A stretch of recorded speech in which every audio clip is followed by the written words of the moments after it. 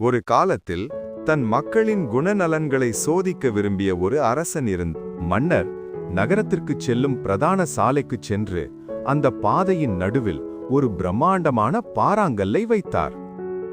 பின்னர் யாராவது அதை நகர்த்துகிறார்களா என்று பார்ப்பதற்காக மன்னர் ஒரு மரக்கூட்டத்திற்கு பின்னால் மறைந்து கொண்டார். முதலில் மன்னரின் செல்வந்த வணிகர்களும் அரசவை அதிகாரிகளும் அவ்வழியாக வந்தனர்.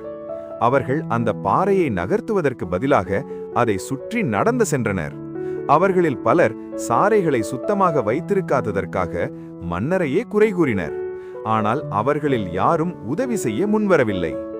அடுத்து ஒரு படைவீரர்கள் குழு வந்தது. அந்த பாறை முன்னேற்றத்திற்கு ஒரு தடையாக இருப்பதாக அவர்கள் குறை கூறினாலும் அவர்களும் அதை சுற்றிச் சென்று தங்கள் வழியில் தொடர்ந்தனர். இறுதியில் காய்கறிகள் நிறைந்த கனமான சுமையை சுமந்து கொண்டு ஒரு விவசாயி அவ்வழியே வந்தார். அவர் அந்த பாறையை அடைந்ததும் எந்த புகாரும் செய்யவில்லை. அவர் தனது சுமையை கீழே வைத்துவிட்டு அந்த பாறையை சாலையின் ஓரமாக தள்ள முயற்சித்தார். அது ஒரு நீண்ட சோர்வூட்டும் போராட்டமாக இருந்தது. அவனது தசைகள் வலித்த போதிலும் அவன் கிட்டத்தட்ட 1 மணி நேரம் முழு பலத்துடன் முயன்று தள்ளினான். இறுதியாக அவனால் அந்த பாறையை கால்வாய்க்குள் தள்ளிவிட முடிந்தது. அந்த விவசாயி தனது காய்கறிகளை எடுக்க திரும்பிச் சென்றபோது பாறை இருந்த இடத்தில் சாலையில் ஏதோ ஒன்று கிடப்பதை கவனித்தார். அது தங்க நாணயங்கள் நிறைந்த ஒரு பணப்பை மற்றும் அரசரிடமிருந்து வந்த ஒரு கடிதமாகும்.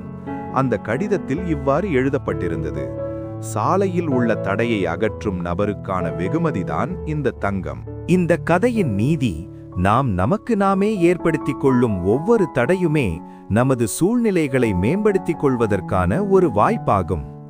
சோம்பேறிகளும் குறை கூறுபவர்களும் தங்கள் பிரச்சனைகளை சுற்றி செல்கையில் கடினமாக உழைக்கவும் பொறுப்பேற்கவும் தயாராக இருப்பவர்கள் வளர்ச்சி, ஞானம் அல்லது எதிர்பாராத வெகுமதிகள் வடிவில் ஒரு மறைந்திருக்கும் புதையலை அடிக்கடி கண்டறிகிறார்கள்.